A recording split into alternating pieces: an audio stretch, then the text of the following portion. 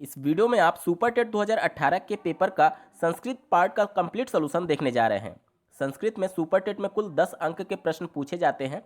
अगर पूरे प्रश्न पत्र को एक वीडियो में समराइज किया जाए तो वीडियो बहुत लंबा एवं बोरिंग हो जाएगा, जिसकी वजह से हम लोग पूरे पेपर को पार्ट वाइज देखेंगे। इस वीडियो में संस्कृत पार्ट कंप्लीट होने के बाद से अगर आप चाहें तो इस वीडियो के डिस्क्रिप्शन में दिए गए लिंक से इस पेपर के कंप्लीट पार्ट को देख सकते हैं। साथ ही अगर आप सुपर टेट 2019 जो कि 69,000 सहायक अध्यापकों की भर्ती के लिए आयोजित कराई गई थी, उस प्रश्न पत्र का कंप्लीट सोल्यूशन देखना चाहते हैं तो उसका भी लिंक आपको डिस्क्रिप्शन में मिल जाएगा। यहाँ पर मैं बता दूं, सुपर टेट 2018 में डिस्क्रिप्टिव पेपर हुआ था, यानी कि कोई भी ऑप्शंस आपको नहीं दिए गए थे, केवल प्रश्न दिया गया था और उसका उत्तर आपको रिटन फॉर्म में देना था। तो चलिए शुरू करते हैं। जो प्रश्न पत्र आप देख पा रहे हैं वह सेट ए का है और इसमें संस्कृत का पार्ट 31 से 40 के बीच में दिया गया था। पहला प्रश्न एक गद्य पर आधारित है जिस पर एक संबंधित प्रश्न दिया गया। चलिए सबसे पहले गद्य को पढ़ करके उसका अर्थ समझते हैं।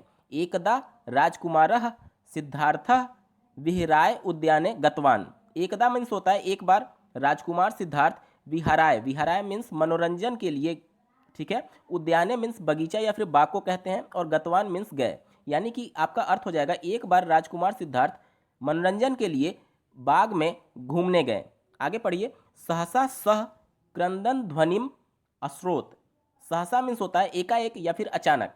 सह मीन्स वह, क्रंदन ध्वनि, क्रंदन ध्वनि बोलते हैं जब कोई विलाप करता है, कोई रोता है तो उससे जो ध्वनि निकलती है उसको क्रंदन ध्वनि के नाम से जानते हैं। अश्रोत मीन्स सुना, यानी कि अचानक उन्होंने कौन, सिद्धार्थ ने किसी के रोने की आवाज़ सुनी। तदैव च एक हंस तस्य सम्मुखे भूमौ आपतत। भूमौ मीन्स होता है जमीन पर, ठीक है। आपतत मीन्स गिरना, ठीक है। तो वहाँ पर एक हंस उनके सम्मुख जमीन पर गिरा।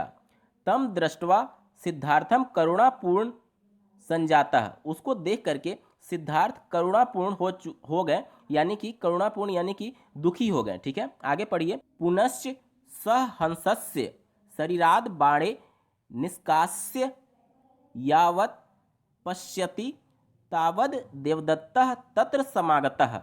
वहाँ पर फिर उन्होंने, यानी कि जो सिद्धार्थ थे, उन्होंने हंस को उठाया और उसके शरीर से बाण को निकाला। जैसा कि आपको ज्ञात होगा कि देवदत्त जो कि सिद्धार्थ के चचेरे भाई थे, उन्होंने हंस को मारा था। आगे आप पढ़िए। तावद देवदत्तः तत्र समागतः। उसके बाद देवदत्त वहाँ पर आया। सह सिद्धार्थम उक्तवान भो सिद्धार्थ। संस्कृत में किसी को संबोधित करने के लिए, जैसे हिंदी में हम लोग कहते हैं हे सिद्धार्थ, संस्कृत में इसको बोलते हैं भो सिद्धार्थ, ठीक है। भो मीन्स हे, किसी को संबोधित करने के लिए यूज किया जाता है।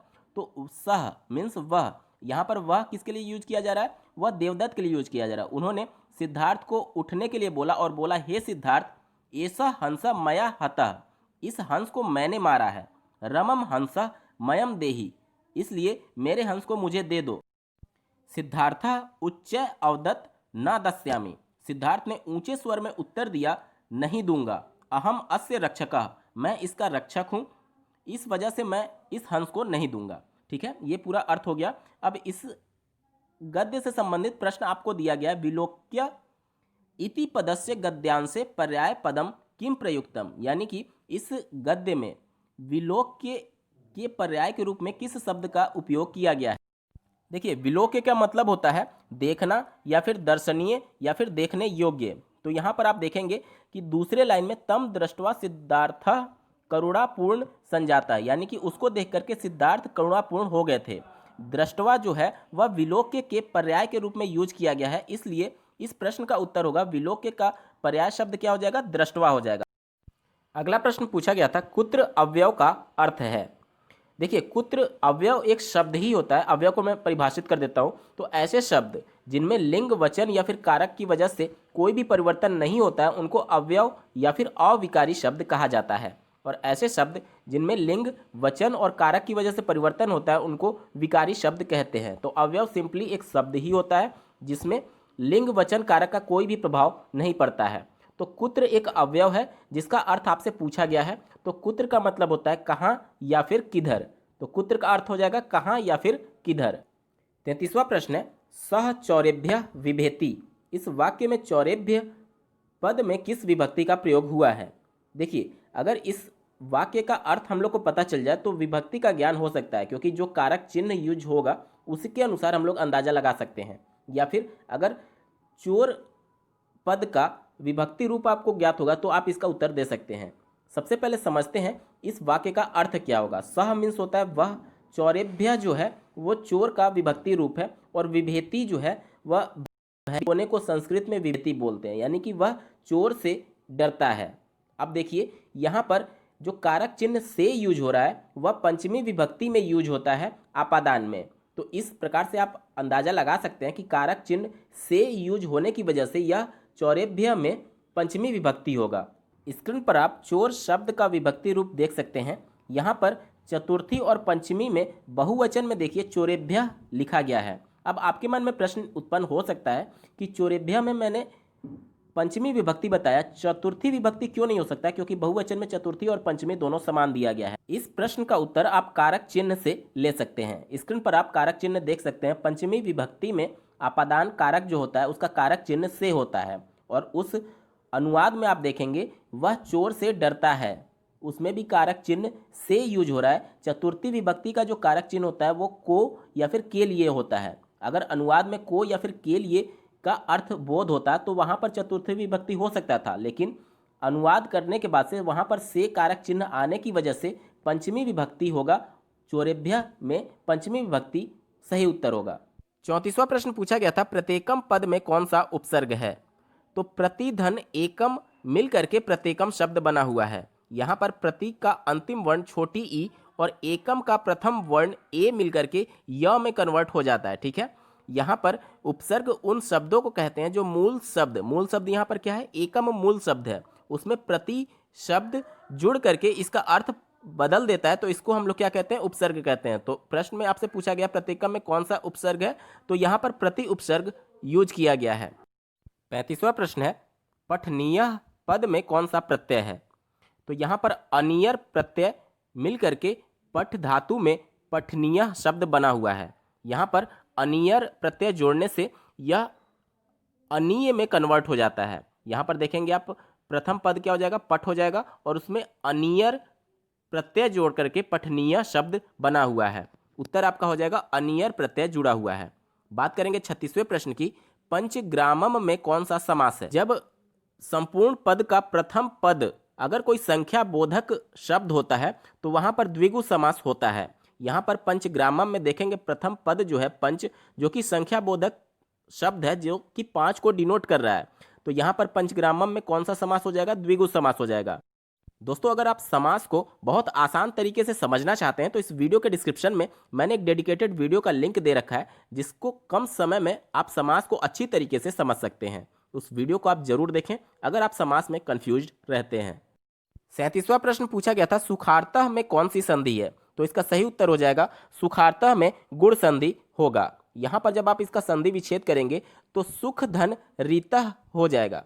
सुख का अंतिम वर्ण अ और रीता का प्रथम वर्ण री मिल करके अर में कन्वर्ट होता है, लेकिन यहाँ पर आप देखेंगे कि सुखार्थः यानी आर में कन्वर्ट हो रहा है। तो सुखार्थः एक अपवाद शब्द है, गुण संधि में अ और री मिलकर के अर होता है, लेकिन यहाँ पर आर होगा।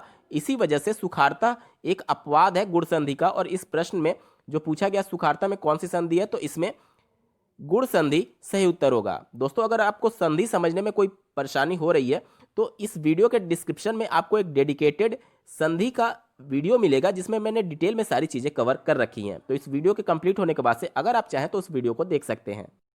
38वां प्रश्न था, एचो अय वायवः किस संधि का विधान करता है। तो इसका सही उत्तर हो जाएगा अयादि संधि का विधान करता है। यहाँ पर थोड़ा सा मैं सूत्र को एक्सप्लेन कर देता हूँ। एचो अय वायवः का मतलब ये होता है कि एच प्रत्याहार में जो भी वर्ण आते हैं, जैसे कि ए एड़ी वाला, फिर ओ, फिर ए ऐनक वाला ए, फिर औ औरत वाला औ, इन सब के बाद अगर कोई भी स्वर आता है तो ए का अय में कन्वर्ट हो जाएगा, ओ का औ में, ए का आय में और औ का आओ में कन्वर्ट हो जाता है। तो ये सूत्र का पूरा एक्सप्लेनेशन था। जैसे कि अगर मैं बोलूं ने धन अनम, ने का ए और अनम का अ मिल करके आय में कन्वर्ट हो जाएगा और आपका पूरा शब्द हो जाएगा नयनम। ठीक है, तो जो सूत्र दिया गया इसके बारे में सिर्फ पूछा गया था किस संधि से संबंधित है, तो यह अयादी संधि से संबंधित होता है। 39वां प्रश्न पूछा गया था बालिका शब्द के प्रथमा विभक्ति बहुवचन का रूप लिखिए। प्रश्न में आपसे बालिका के प्रथमा का बहुवचन पूछा गया था, यानी पहले लाइन का तीसरा जो दिख रहा होगा आपका बालिका सही उत्तर होगा, यानी कि बालिका शब्द का प्रथमा विभक्ति में बहुवचन बालिका होगा। 40वें प्रश्न में अपठित पद्यांश के आधार पर आपको एक प्रश्न पूछा गया है और पद्यांश पहले दिया गया है। दाने तपसि शौर्ये च विज्ञाने विनय नये विस्मयो न ही कर्तव्यो बहुरत्ना वसुंधरा। इस श्लोक का अर्थ हो जाएगा कि संसार में एक से बढ़कर एक दानवीर, तपस्वी, वीर, उपासक और बुद्धिमान भरे हुए हैं, इसलिए मनुष्य को अपनी दानवीरता, तप, साहस, विज्ञान, विनम्रता और नीति निपुणता पर कभी अहंकार नहीं करना चाहिए। जो मनुष्य अहंकार में डूब जाता है वह अतिशीघ्र पापों से लिप्त होकर नष्ट हो जाता है।